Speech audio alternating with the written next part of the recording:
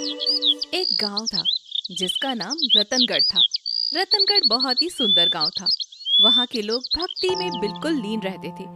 एक कुटिया में नव्या अपनी सास निर्मला के साथ रहा करती थी। नव्या ने एक बेटे को जन्म दिया था। दोनों सास बहू मिलकर नव्या के बेटे को बड़ा करती थी। नव्या अपने बेटे का नाम अखिल रखती है। वक्त गुजरता चला गया। अखिल 5 वर्ष का हो गया था। नव्या और निर्मला का साधु बाबा की कुटिया के आसपास आना जाना लगा रहता था। ऐसे ही एक दिन नव्या अखिल को लेकर साधु बाबा के पास जाती है और बोलती है, प्रणाम साधु बाबा, कैसे हैं आप? तथास्तु पुत्री, मैं बिल्कुल ठीक हूँ। तुम बताओ। आपकी कृपा से मैं और मेरे बच्चे दोनों भले हैं। ये तो बहुत अच्छी बात है। बस साधु बाबा, एक ही कमी है। वो क्या है पुत्री? साधु बाबा, मैं चाहती हूँ कि आप मेरे पुत्र को शिक्षा दें ताकि वह भी आपकी तरह एक सिद्ध ज्ञानी और लोगों का भला करने वाला इंसान बन पाए। मैं चाहती हूँ कि मेरे बच्चे के आने वाले जीवन का मार्गदर्शन आपकी शिक्षा के द्वारा हो। ठीक है पुत्री, तुम कल से अपने पुत्र को मेरे पास भेज देना।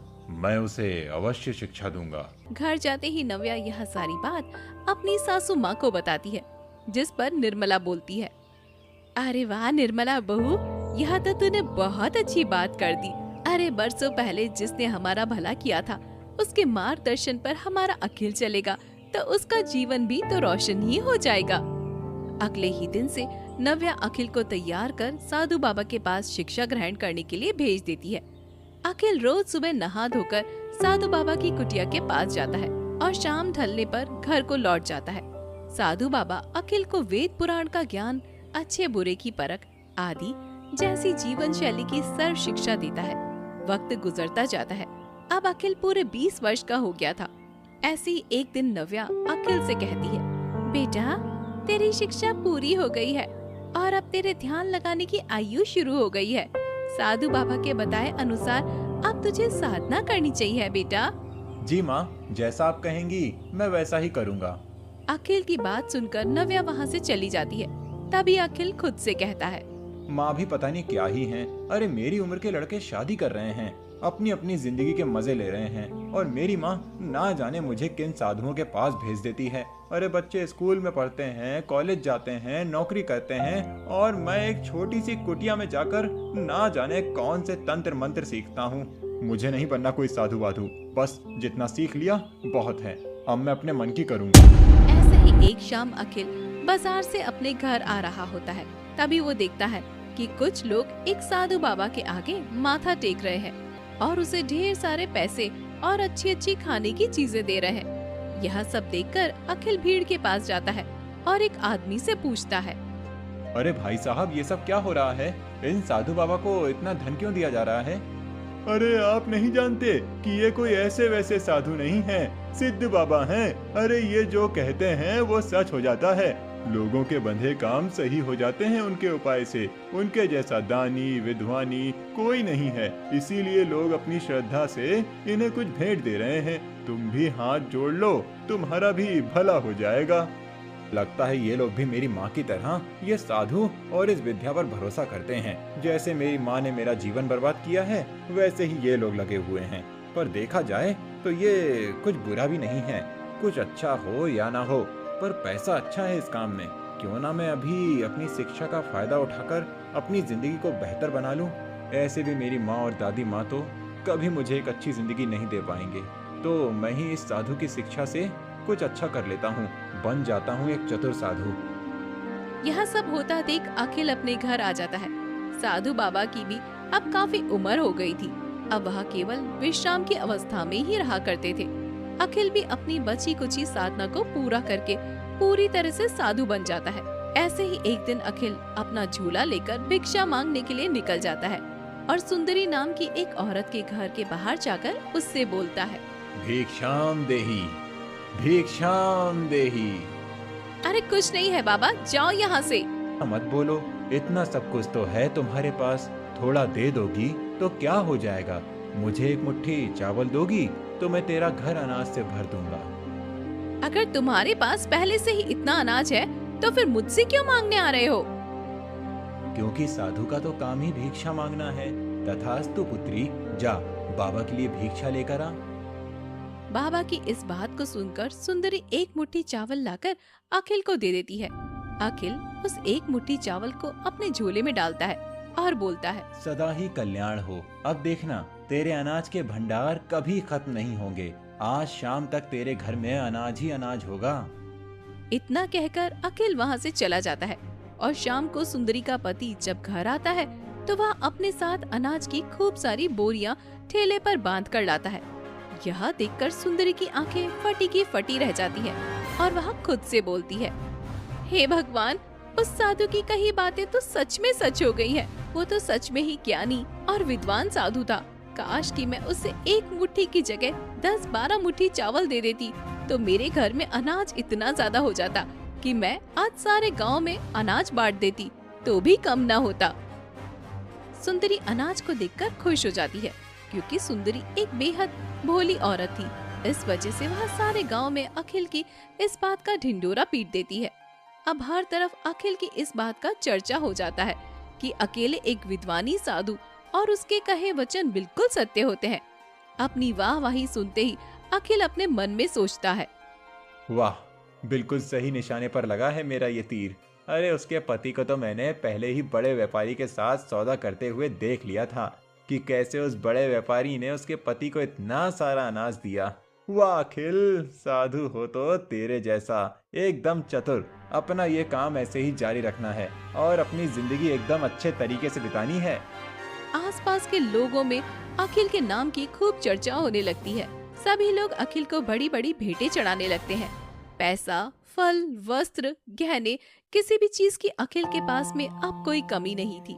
साधु का लिबास पहने वह अपनी चतुरता से लोगों को आए दिन ठगता रहता और किसी को भी इस बात की कानो कान भनक तक नहीं लगती क्योंकि सभी की आंखों पर अखिल की साधु शिक्षा की पट्टी बंधी हुई थी।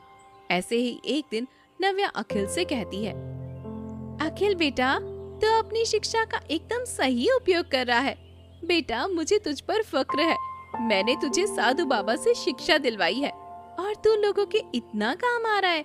तू हमेशा लोगों का यूं ही भला करते रहना बेटा, क्योंकि भलाई से बड़ा कोई सुकून नहीं है। हाँ माँ, चिंता मत करो। मैं बहुत अच्छे से जानता हूँ कि लोगों की भलाई कैसे करनी है और कैसे नहीं। बेफिक्र होकर कर रहे हैं। ऐसे ही वक्त गुजरता चला गया और अखिल अपनी साधु शिक्षा से सभी को पागल बनाता रहा। ऐसे ही एक दिन गांव में सोना नाम की एक लड़की अपनी माँ के साथ रहने के लिए आती है। सोना की माँ कमला एक विधवा औरत थी। सोना और कमला मिलकर खेतों में मेहनत मजदूरी किया करते थे और अपना घर चलाया करते थे। ऐसे ही एक दिन कमला और सोना दोनों ही अखिल के वचन सुनने के लिए उसके पास जाती हैं, जहाँ पर अखिल बोलता है, सदैव ही सबका भला करना हमारा परम धर्म होता है। एक साधु का जीवन हमेशा सबकी भलाई के लिए ही बीतता है। मैं जानता हूँ कि आज के इस समय में अपनी मोह माया को त्याग कर एक साधु का रिश्ता अपनाना कोई आसान कार्य नहीं है, लेकिन जो मानव इस कार्य को करता है वो सुख की सीढ़ियों का हकदार होता है। केवल साधु बनकर ही हमेशा भला नहीं किया जा सकता। मन साफ हो तो सब कुछ भला है। अखिल की बात सुनकर सारे लोग जोर जोर से जयकारा लगाते हैं। तभी कमला सोना को लेकर आगे जाती है और बोलती है, जय हो साधु बाबा की, जय हो। साधु बाबा, मुझ पर और मेरी बेटी पर कृपा कीजिए। मैं विधवा हूँ और मेरे सर पर एक कुंवारी बेटी का बोझ है। कृपा करो बाबा कि मेरी हालत सुधर जाए और मेरी बेटी सोना की एक अच्छे से घर में शादी हो जाए। अद्भुत, बहुत ही अद्भुत, बहुत ही सुंदर है। तुम्हारा सोना एकदम सोने जैसा है। अखिल जैसे ही कमला के कहने पर सोना की तरफ नजर डालता है तो वह सोना को देखता का देखता रह जाता है और बोलता है, जी क्या कहा आपने? मेरे कहने का मतलब ये है कि अब तुम साधु बाबा की शरण में आ गई हो। अब तुम्हारी जिंदगी में सब कुछ भला ही भला होगा। किसी भी बात की कोई चिंता करने की जरूरत नहीं है। जय हो बाबा, आपकी जय हो। बस मेरा और मेरी बेटी का जीवन संवार दो बाबा। कुछ ही देर में अखिल का वचन समारोह समाप्त हो जाता है। सारी संगत अपने अपने घर चली जाती है, पर उसकी नजरों में सोना का चेहरा बार बार घूमने लगता है और वह खुद से बोलता है, इस सोना को तो मैं अपना सोना बाबू बनाऊंगा। अरे इतनी सुंदर लड़की है, वो यही है, वो जिसे मैं आज तक ढूंढ रहा था। अब साधु बनने का और इस साधु शिक्षा का सबसे बड़ा मूल्य लेने का वक्त आ गया है। चल अखिल, शुरू हो जा। ऐसे ही वक्त गुजरता चला जाता है। कमला और सोना दोनों ही पूरे मन से अखिल की सेवा भक्ति करने लगते हैं। और ऐसे ही एक दिन अखिल कमला से कहता है, कमला बहन, अब से सोना को दिन रात मेरे आश्रम की सेवा के लिए भेज दिया करो। उसका बहुत ही ज्यादा भला होगा, उसके बंधे काम खुल जाएंगे। हाँ बाबा, क्यों नहीं, आपने तो मेरे मुंह की बात छीन ली। मैं तो खुद यही चाहती थी कि मेरी बेटी के भाग्य खुल जाए। ऐसे ही वक्त गुजरता चला जाता है। अपनी माँ का साथ छोड़कर सोना आश्रम में अखिल की सेवा करने लगती है, क्योंकि सोना भी चंचल और चतुर स्वभाव की थी। वो कुछ ही दिन में अखिल की नीयत को पहचान लेती है। अब उन दोनों का धीरे धीरे लोगों से बचते बचाते नैन मटक्का शुरू हो जाता है। ऐसे ही एक दिन अखिल सोना से बोलता है, सोना, अब तुम मेरे भाग्य का असली सोना हो। सच में इस साधु विद्या के बाद मुझे जो कुछ मिला वो बहुत कम था, लेकिन जब से तुम मिल गई हो ना, तो लगता ही नहीं कि जीवन में कोई कमी रह गई है। अब तुम मेरी साध्वी बनकर लोगों के सामने मेरा साथ देना, और मैं सदा जिंदगी में तुम्हारा साथ दूंगा। मेरे साथ साथ तुम्हारा भी भला होगा। हाँ अखिल, जैसा तुम कहो, मैं हर कदम पर तुम्हारे साथ हूँ। ऐसे ही वक्त गुजरता है। सोना और अखिल एक दूसरे को चोरी छुपे यूं ही मिलते रहते हैं। जहाँ दिन में अखिल दुनिया के सामने ज्ञानी साधु बाबा बनकर उन्हें पागल बनाया करता था, तो वो भी सभी की आंखों में धूल झोंककर सोना के साथ अपनी निजी जिंदगी के मजे लिया करता था। ऐसे ही एक दिन सोना फलों का एक टोकरा लिए अखिल के पास जाती है। अखिल फलों का टोकरा लेकर जमीन पर रख देता है और सोना को अपनी बाहों में लाकर बोलता है, अरे सोना, तुम कहाँ रह गई थी? तुम जानती हो ना, सारा दिन मैं साधु का लिबास पहने पहने कितना ऊब जाता हूँ। जब तक तुम्हें देख ना लूं, तुमसे बात ना कर लूं, मेरा तो मन ही नहीं लगता है। अरे वो माँ ने किसी काम में लगा दिया था, तो बस वहीं पर उलझ कर रह गई थी। सोना और अखिल अपनी प्यार भरी बातें कर रहे होते हैं कि तभी वहाँ पर अखिल की दादी निर्मला आ जाती है और अपने पोते के यह काले कारनामे देखकर उसके पैरों तले की जमीन खिसक जाती है। वह गुस्से में अखिल को 2 थप्पड़ मारती है। यह सब देखकर सोना भयभीत हो जाती है और वहाँ से चली जाती है। तभी निर्मला अखिल से कहती है, शर्म नहीं आती अखिल तुझे ये सब करते हुए? क्या ये दिन देखने के लिए मैं और तेरी माँ ने तुझे साधु बाबा के पास भेजा था? अरे हमारी इज्जत का नहीं तो कम से कम उनकी इज्जत का ही ख्याल कर लेता। अरे उनकी वजह से ही तो तुझे यह जीवन मिला है। तू अच्छे से हर बात तो जानता है, फिर भी तू उनकी दी हुई शिक्षा का ऐसे गलत उपयोग कर रहा है। मैं सारे गांव वालों को और तेरी माँ को बता दूंगी कि तेरा असली चेहरा क्या है। अरे दादी माँ, इतना नाराज क्यों हो रही हो आप? आप में भी तो छल कपटी था। थोड़ा सा पैसा मुनाफा आप भी ले लेना और मेरे इस काम में मेरा साथ दे दो बस। अरे शर्म नहीं आती क्या तुझे मुझे गंदे विचार देते हुए? अरे लालच करने से कभी किसी का भला नहीं होता, और तेरा तो भला मैं होने भी नहीं दूंगी। तो देख मैं किस तरह से तेरी सच्चाई सबको बताती हूँ अब। इतना कहकर निर्मला जैसे ही वहाँ से चलने लगती है, तभी अखिल पीछे से अपनी दादी का मुंह दबोच लेता है और उन्हें घसीटकर जंगल के एक कोने में ले जाता है, जहाँ वह अपनी दादी के सिर पर एक भारी चीज से वार करता है और निर्मला वहीं पर बेहोश हो जाती है। इसके बाद अखिल सोना की मदद से गांव में निर्मला के घायल होने की खबर पहुंचाता है। नव्या जल्दी से गांव वालों के साथ निर्मला को देखने के लिए जंगल पहुंचती है। गांव वालों की मदद से निर्मला को अस्पताल ले जाया जाता है, जहां पर पता चलता है कि गहरी चोट आने के कारण निर्मला कोमा में चली गई है। अपनी सास की ऐसी हालत देखकर नव्या रोते हुए कहती है, हे भगवान, आखिर मेरी माँ जी ने किसी का क्या बिगाड़ा था? मेरा पुत्र सबकी भलाई करने में लगा हुआ है, एक साधु बनकर अपना जीवन व्यतीत कर रहा है। उसमें उसे किसी भी चीज का मोह नहीं है। न जाने किसने अपनी आपसी रंजिश में आकर मेरी माँ जी का ये हाल कर दिया। भगवान, जल्दी से मेरी माँ जी को ठीक कर दीजिए। इतना कहकर नव्या रोने लगती है और तभी वहां पर अखिल आ जाता है और अपनी माँ को संभालते हुए बोलता है, माँ, ये सब कैसे हो गया? मैं तो साधना में लीन था। जब साधना से उठा तो पता लगा कि दादी के साथ ये सब हो गया है। आप चिंता मत करो माँ, सब ठीक हो जाएगा। भगवान है ना? हाँ बेटा, भगवान पर ही तो भरोसा है। पर देखना डॉक्टर बोल रहे हैं कि तेरी दादी कोमा में चली गई है।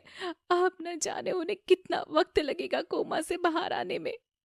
ये तो और भी अच्छा हो गया। मेरी दादी मेरा भांडा फोड़ने चली थी और अब इसके खुद ही ऊपर जाने के दिन आ गए।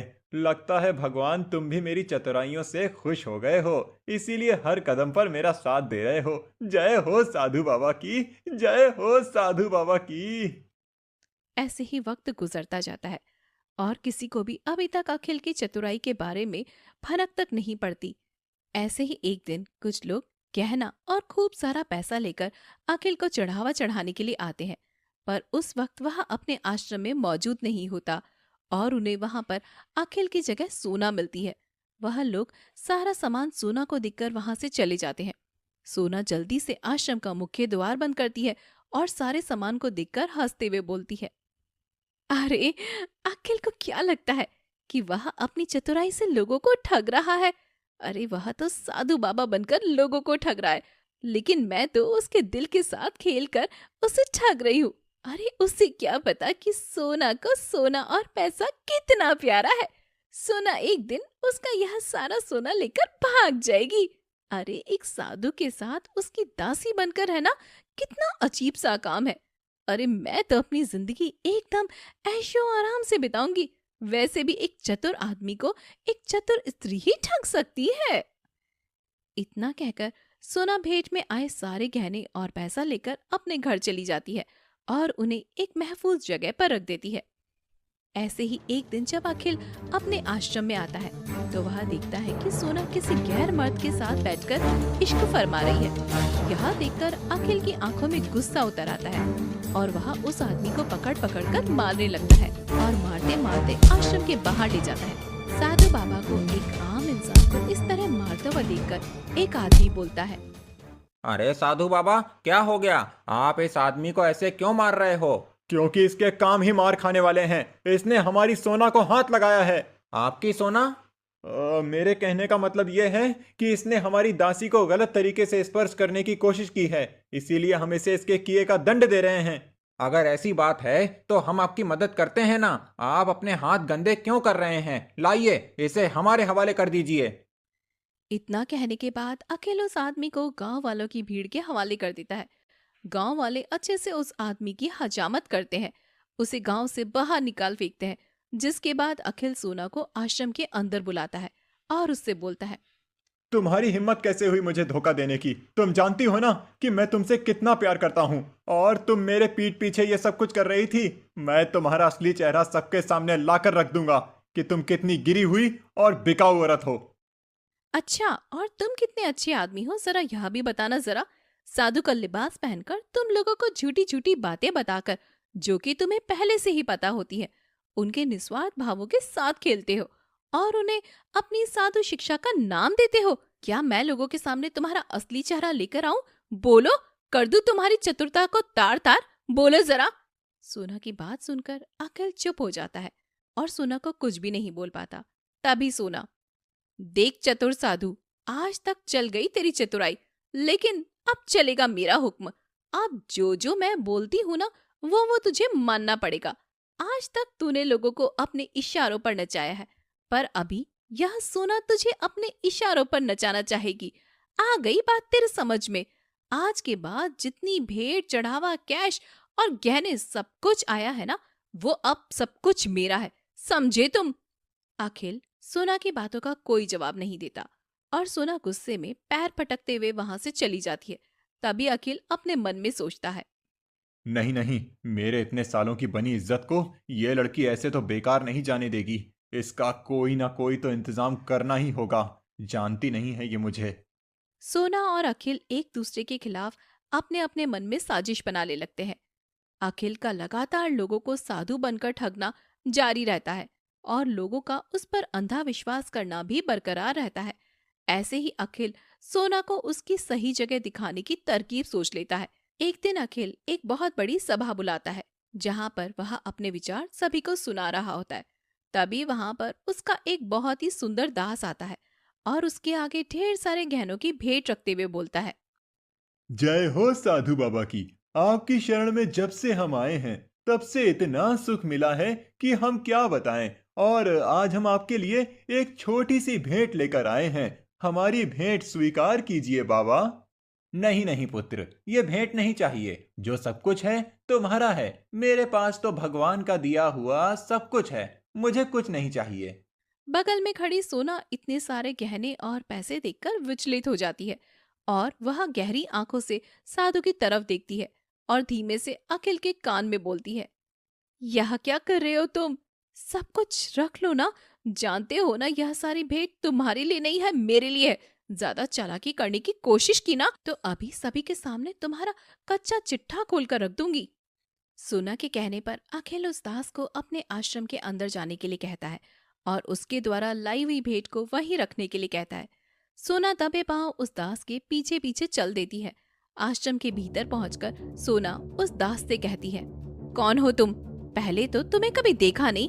इतना तेज रूप है तुम्हारा और तुम इतने धनवान हो। मैं यहाँ के गांव के सरपंच का बेटा हूँ। मेरे पास बहुत धन दौलत है, जितना कि किसी आम इंसान के पास हो ही नहीं सकता। अगर ऐसी बात है तो तुम मुझे अपनी जीवन संगनी बना लो। मैं तुम्हारी खूब सेवा करूंगी। इतना कहकर सोना बड़े प्यार से उस दास के गले लगने लगती है और तभी एकदम से आश्रम का द्वार खुलता है और सभी लोग सोना को उस लड़के के साथ इस तरह देखकर बुरी बुरी बातें करने लगते हैं। सोना को कुछ समझ नहीं आता कि वह क्या करे। लोग सोना को चरित्रहीन बोलने लगते हैं। तभी अखिल बोलता है, अरे शांत हो जाइए आप सभी लोग, ऐसा मत कीजिए। स्त्री है, हर किसी के अपने भाव होते हैं। इसका अपने भावों पर काबू नहीं रहा होगा, इसीलिए शायद ये भावनाओं में बह गई। अरे तुम क्या लोगों को समझा रहे हो? सबसे बड़े ढोंगी तो तुम ही हो। अरे तुम सब लोग जो इसकी पूजा करते फिरते हो ना, ये कोई बाबा बाबा नहीं है। अरे बल्कि इसका तो मेरे साथ चक्कर चल रहा है। तुम लोगों की आंखों में धूल झोंक रहा है। ये कोई साधु वाधु नहीं है। सोना की बातें सुनकर भीड़ आपस में बातें करने लगती है, पर कोई भी सोना की बातों पर जरा सा भी यकीन नहीं करता और सभी लोग अखिल को ही सही बोलते हैं। सोना लाख कोशिश करती है पर फिर भी अखिल की चतुराई को किसी के सामने नहीं ला पाती।